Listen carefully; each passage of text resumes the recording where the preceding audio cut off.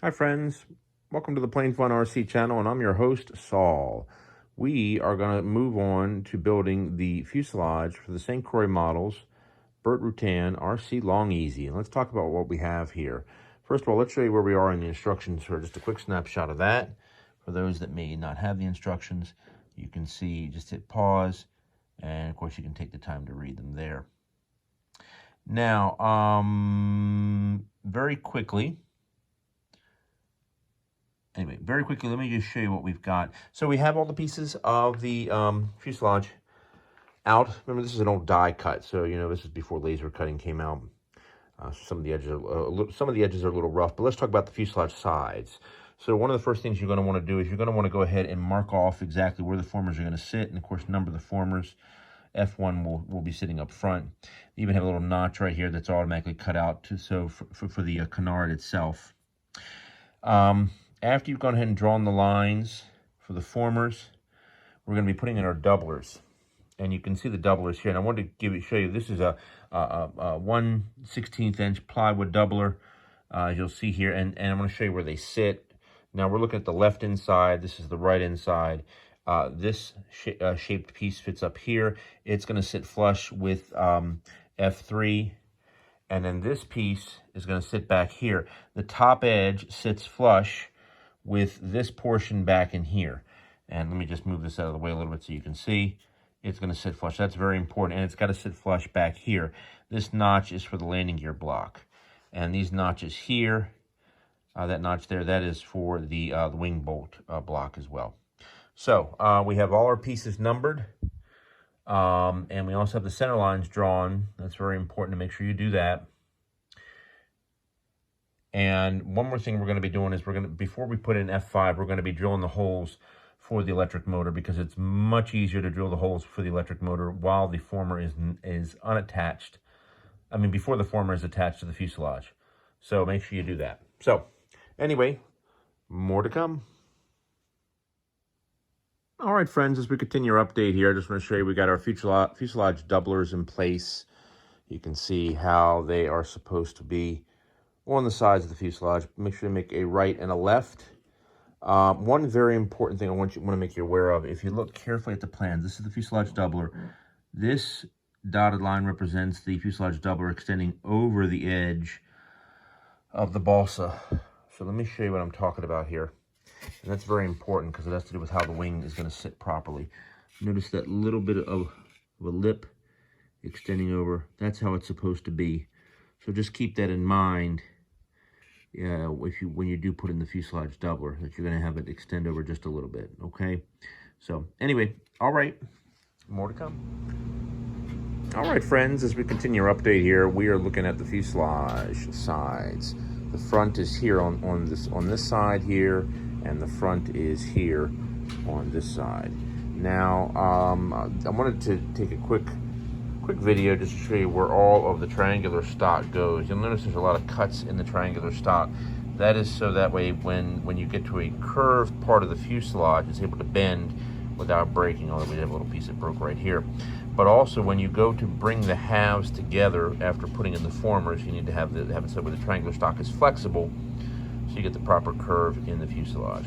But you can see where it goes, where the doublers go, and of course the triangular stock. So this will begin to make more sense as we go along. All right, more to come. All right, friends, as we continue our update, let's talk about what we're seeing here. So of course we have our F3 former in place. Use a little CA to put that in place, but then we have our first hold down block, wing hold down block, and let me show you on the plans where that is located. That is right there. That's what we're looking at. Now, we've got F2. We're just tack gluing F2 in place just with 2 little drops of CA. Okay, just so you know. Let me go ahead and shoot over to the instructions real quick so you can see where we are. And we just did number 10 right here. That's what we're looking at the moment to give you an idea. All right, more to come. All right, friends, as we continue our update here, you can see we've got our first 2 formers in place. We now have our left side of the fuselage upright. We've gone ahead and put in our other front wing mounting block here. and that helps to get F3 in a 90-degree angle. And then we use a little thin CA to go ahead and secure F2. So, more to come. All right, friends, as we continue our update here, we got F4 in place. I'll let that dry for a little bit. And then we'll go ahead and we'll start working on F1 and F5. Now, a quick tip on F1 and F5. If we look at the plans here very carefully, I want to show you something here. Look at the edges here. Notice how they're tapered. They're not 90 degrees. So you got to taper your formers. This would be true for just about any aircraft where the former is located on a part of the fuselage where there's a curve. And as you can see at the front, there's quite a curve here. And then if we move back to F5, you'll see there's quite a curve there as well. So you've got to taper the ends right here. So that's one of the things that we're going to be doing next. All right, more to come. All right, friends, as we continue our update here, we're looking at F5. This is F5 right here. What we did is we took the bolt pattern from the back of the Electrifly Power System brushless motor mount, and we're using that because it's got that wonderful X pattern plus the plus pattern as well, which is really nice. It makes it much easier to mount. Initially, I was going to use this motor mount, but it does not work with that motor. It would work perfect in the plane, but it doesn't work with an E-flite motor. It only works with Electrifly motors. So with that, we've taken the mount and we have it attached to F5. We've gone ahead, we've had some starter holes here. I'm going to put it on the drill press and go ahead and drill the holes. It's much easier and much more accurate if you can pre-drill, well, drill really the firewall for any kit that you're building before you attach it to the fuselage. You can be more accurate with where the holes are, and it's just much easier to handle as well. So anyway, all right, more to come. All right, friends, as we continue our update here. So let me tell you what we're looking at. We've got the firewall and we have F1. Now, a couple things. First of all, as I mentioned before, you definitely want to pre-drill for F5, but you also want to pre-drill for the nose gear as well. Now, I'm not doing the retractable. You can do a retractable nose gear in this, so just like the full size. But let me just talk to you about the drilling aspect first. So one of the key reasons why you want to pre-drill before you put these two formers in place is, first, let's look at F1. You can see it right there where we're looking. And if you mounted F1 and then try to drill it, it's going to be a lot more difficult to do to get in place and everything. So it's much easier to go ahead and pre-drill and get your nose gear mounts in place. So that's very important. And of course, we already talked about the firewall. So just keep that in mind. Now, getting to the nose gear, the reason why I don't recommend a retract on this particular aircraft, and this I can speak to after having done it the first time, one of the biggest issues is because this fuselage, as you can see, it's really very short. I mean, it's not long at all. It's a very short fuselage. So because of that, when that nose gear retracts, it shifts a lot of weight back. So I would suggest not doing a retractable nose gear on this. And I learned that the hard way after having gone through and built the plane and then retracted the gear and saw how much the weight shifted backward. So anyway, lesson learned. So we're moving on. We're going to go ahead and let we use some Gorilla Glue here on the back to hold the blind nuts in place. You definitely want to make sure you do that because you can't use any lock nuts here to hold this in place. You got to use blind nuts. This is because as you can see, if you look right there on the plans, let's see if I can get close enough. There it is. Sorry about the light. There it is. You can see how this is a balsa block here. So you're not going to be able to get at the nuts on this side at all once that balsa block is screwed in place, or glued in place, excuse me. So anyway, that's it. More to come. All right, friends, as we continue our update here, let's take a look at the fuselage and talk about what we're doing. First of all, these are magnetic holders that can be purchased from airfieldmodels.com. I'll definitely put the link in the description. I strongly encourage you getting them. They come in all different sizes. They're just fantastic. And when it comes to putting a fuselage together with formers, they do a meticulous job because you can place the fuselage directly over the plans. You can easily position the formers. These magnets are 100-pound magnets each. so they hold anything in place perfectly, and it becomes particularly important when you're going and you start pulling the halves together. So we're focusing here on F5, and I want you to take a look at this. So we have our our hold downs in place along the contour of the fuselage per the plans, as you can see. But what's most important is, let me see if I can get this in the screen. Look at F5 here as it relates to the line on the plan. Notice how straight it is. And look at the center line I've drawn here on F5 going down. Notice how it lines up perfectly with the center line on the plan. And because of that, we now have an F5 that's lined up perfectly. Now, F5 is going to be extremely important because this is what we're going to be mounting the motor to. And as you can see, it's got 0-degree side thrust there. It does have, if I can show you on the plan here, it does have, there we go, 2-degree for forward thrust, for forward, so it's 2-degree forward for engine thrust, but that's built into the actual kit, so we don't need to do anything with that. So it's very important that we get this nice and straight. Anyway, we're going to glue that in place with 500 epoxy, let that sit for 2 full hours so the epoxy is fully cured. Then we'll go ahead and we'll focus on F1. So anyway, more to come. All right, friends, as we continue our update, you can see we have F1 in place, and that went in really nicely. No problems right there. Use a little 5-minute epoxy to hold that in place, and you can see it works great. What we did, once again, we used our magnetic holders, and we wanted to use this as well to make sure this thing was exactly 90 degrees in relation to the table, and of course the rest of the fuselage as well. Plus, look carefully. Let me see if I can zoom in. Look at the center line there that we drew on the back of F1 in relation to the center line that is there on the plans.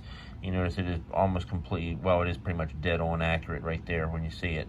So also when you look down, look very carefully at that thick black line. That's where the back of the former would sit, and you can see how it lines up almost completely dead on accurate. So that's good. So that worked out really, really well. So we're going to let that sit fully dry, probably overnight. You know, it fully cures in about 2 hours, but it says it needs a full 24 to get full strength. And there's a tremendous amount of pressure pulling going this way, so I don't want this to pop apart. So we'll let that sit, and then we're going to go ahead and continue on. Let me show you where we are on the instructions here. I haven't really taken a quick video of that since I turned the page, or just a quick look to see where we are. Once again, feel free to pause the video if you wish to read the instructions, or perhaps you need it because you're building the plane itself.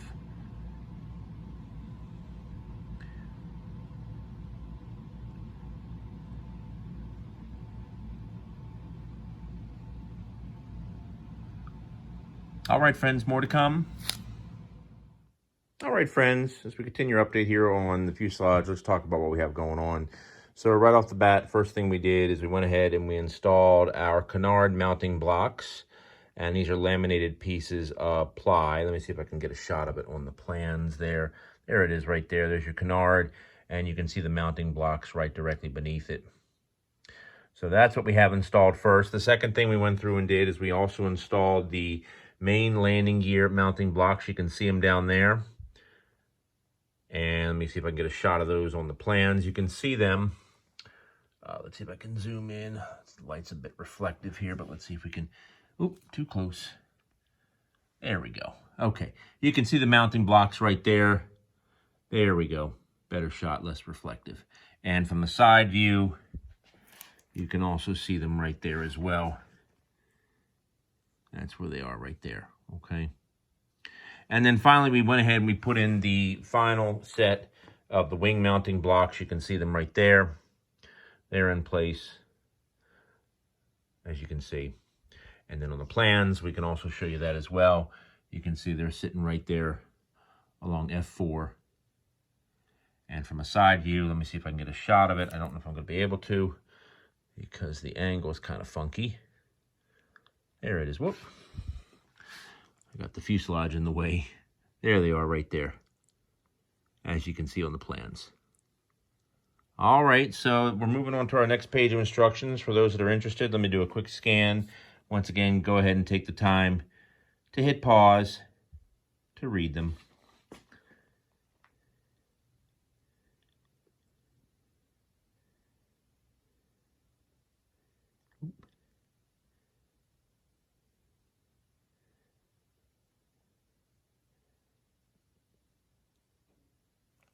All right, folks, more to come.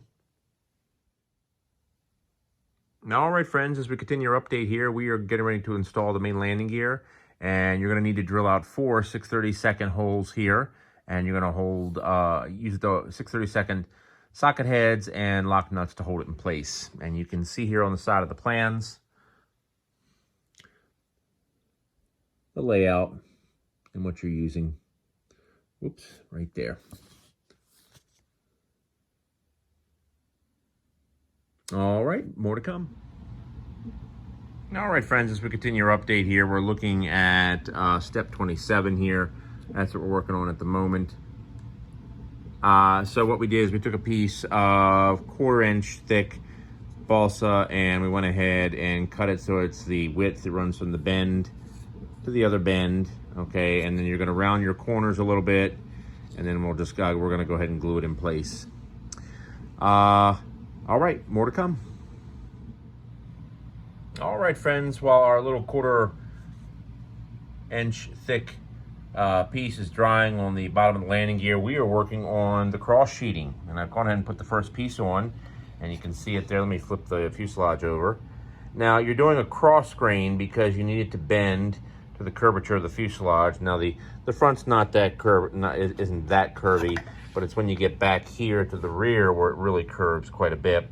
But it's really straightforward. What I recommend is when you're doing your sheeting, okay, and let me give you an example here. Let's see, let's put this piece here, like so. You want to make it so it is a little wider. There it is. So it's a little wider in the fuselage on both sides. Remember, you're going to wind up sanding that down to a curvature. So it's always best that it's a little wider because you're going to wind up getting rid of the excess anyway. All right, more to come. Oh, by the way, we're just using CA to put the pieces in place. More to come. All right, friends, you can see our progress so far with the sheeting. Everything's going really well. We're going to let that wood piece dry on the landing gear there, and then tomorrow we're going to go ahead and put the landing gear in place and then go ahead and put in the last couple pieces of the bottom sheeting. All right, more to come. All right, friends, as we continue our update here, well, we have all of the sheeting in place. Right now we just put the very last piece on back in here. Now, the reason why we have all the clamps is because there's that very steep curve. You can see it here on the plans. You're going to need it because it's a 1/4 inch ply. What I did is I just kind of tacked it in place here, and then I went ahead and got a bunch of clamps, as you can see here, to pull it up the rest of the way and hold it nice and tight.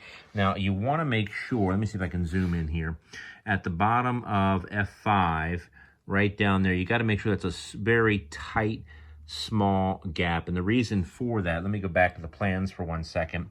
If you look at the cowling here, look at the bottom, it actually sits over top of that curved part. Okay, and to give you a better perspective, let's get an overhead view.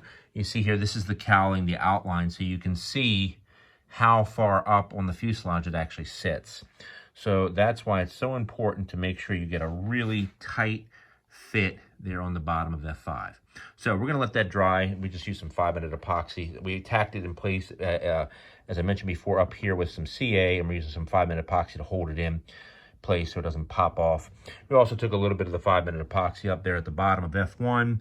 You can see we put a little bit there as well, since there's going to be quite a bit of stress on that area from the nose gear and such. So anyway, sheeting's done. We need to go ahead and let that fully dry. Then we're going to go ahead and we're going to shape the bottom, and you'll see how we do that in just a little bit. But on the plans, let me give you a quick view. You can see the curvature there in the corner. That's the top. And then there's the bottom down there, how it's going to look when it's shaped.